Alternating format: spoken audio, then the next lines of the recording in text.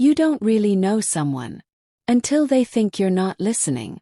They say you never truly know someone until you hear what they say about you when you're not around. Or in my case, when they don't realize you're standing just down the hallway, listening in silence. Maya and I had been together for almost 2 years. We met through mutual friends at a New Year's Eve party and clicked instantly, or so I thought. She was smart, ambitious, charismatic, and had a quick wit that made every conversation feel electric. Maya worked as a marketing executive for a high-profile firm. I'm in cybersecurity, not flashy, but it pays well and I genuinely like what I do. Our relationship felt solid.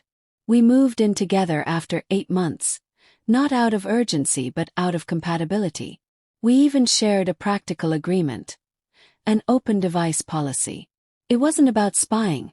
We knew each other's passwords, used the same cloud account for syncing calendars, backing up photos, sharing streaming logins. Convenience, not control. And because Maya wasn't particularly tech-savvy, I often maintained her devices, updating her OS, clearing storage, helping recover accidentally deleted photos, little things but part of how I supported her. Then came the night that shifted everything. Last month, we were invited to a housewarming party at her friend Rachel's new place. A nice condo downtown, good food, a steady flow of drinks, and the typical crowd of Maya's friends, most of whom I knew by name, though I didn't know them well. About 2 hours into the evening, I stepped out onto the balcony to take a call from my brother. When I hung up, I was making my way back to the living room when I caught Maya's voice coming from the kitchen.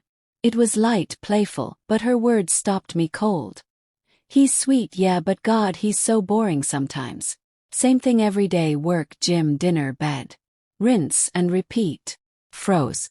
A few of her friends were gathered around the kitchen island, giggling over margaritas. I stood just beyond the threshold, out of sight but close enough to hear every word. Is the sex at least good? Someone asked with a slurred laugh. It's fine, Maya replied.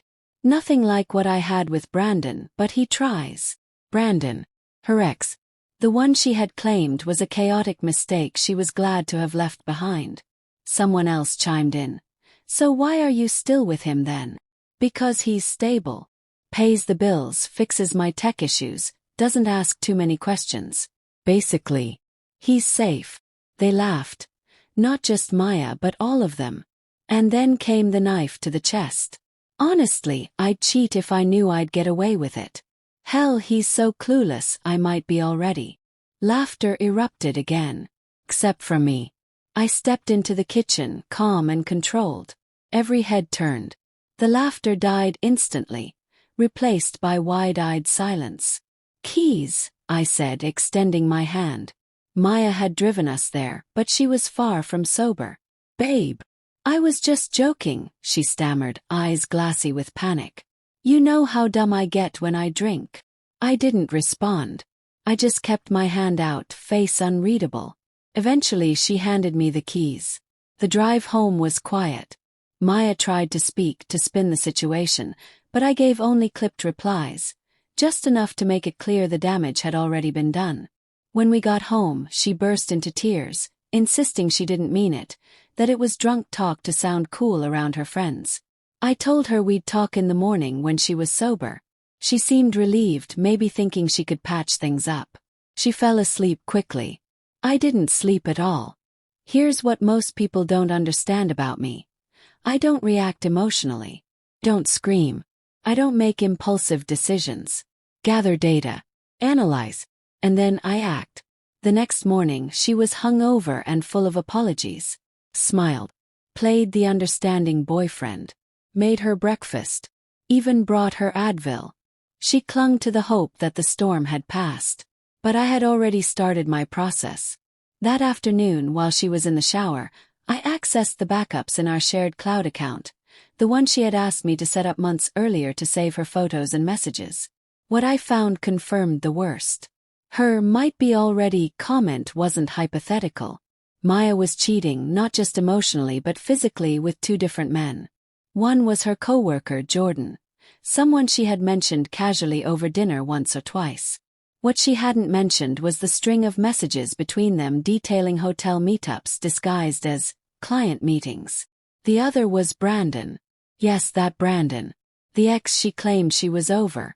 Their messages were even more explicit and more emotionally intimate. I read through weeks of messages. Late-night photos, location pings from the hotel, even messages mocking me for being too trusting. I didn't need spyware. I didn't need to hack anything. Everything I needed was stored right there, in the backup account I had legal and mutual access to. Over the next few days, I gathered everything. Every screenshot, every message, every GPS log. I quietly backed up the evidence and secured it with timestamps. I reviewed our rental lease month to month, with a clause allowing either party to terminate with 30 days' notice. I called our landlord, explained that I'd be taking over the lease solo. I kept it professional, vague. Then I waited. The following Thursday, Maya told me she'd be working late. Her usual excuse when meeting Jordan at the Hyatt downtown.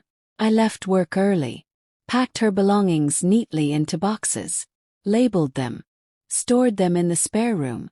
On the kitchen counter, I left a formal notice of termination of cohabitation, a 30-day timeline for vacating, and a check covering her share of next month's rent. At 8:47 p.m. she called. "Why is all my stuff packed up? What's this letter? What the hell is going on?" "Check your email," I replied calmly and hung up. She called again immediately. I ignored it. In her inbox was a file. Screenshots of her conversations with Jordan and Brandon, photos she'd exchanged, location logs, all legally obtained from our shared account. The email was short. Asterisk, not so clueless after all. You have 30 days to vacate. I'll be staying with a friend until the weekend to give you space. Please handle logistics via email only. Asterisk. That night my phone rang over and over again. Dozens of calls. Dozens of texts. The next morning, 37 missed calls, over 50 unread messages. Blocked her. 2 days later, her friend Rachel showed up at my door. "What the hell is wrong with you? Maya is a mess. You had no right to invade her privacy." I calmly opened my laptop and showed her a few of the cleaner exchanges. Nothing explicit. Just enough to confirm the betrayal. Rachel's face dropped. Her anger dissolved into stunned silence. "Did you know?" "Yes."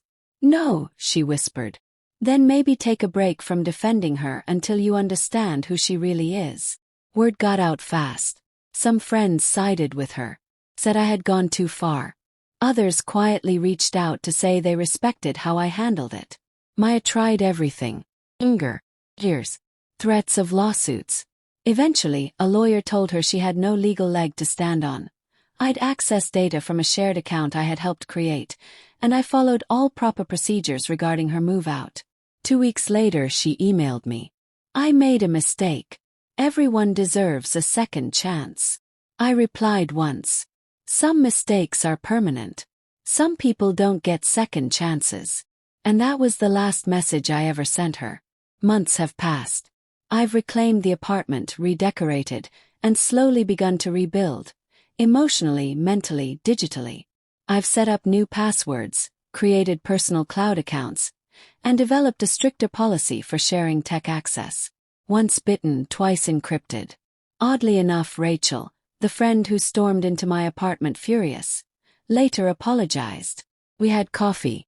She admitted Maya had shown the same pattern in past relationships, but she'd stayed silent out of loyalty. "Loyalty is a virtue," I told her. "But only when it's mutual. Blind loyalty. That's just enabling." Some people still think I went too far. That I should have confronted Maya with a conversation, given her another shot, sought closure. Maybe for a one-time lapse followed by a sincere confession. But this wasn't a mistake. It was a sustained deception, kept alive for weeks, maybe months. That's not a slip. That's a choice. And I chose to walk away. The monitoring app. I deleted it the day she left. Not because I felt guilty. But because I'll never let it get that far again. If I ever hear another partner joking about cheating, I won't need evidence. I'll already know everything I need to. Because in the end, knowledge isn't just power. It's protection. And I protect my peace above all.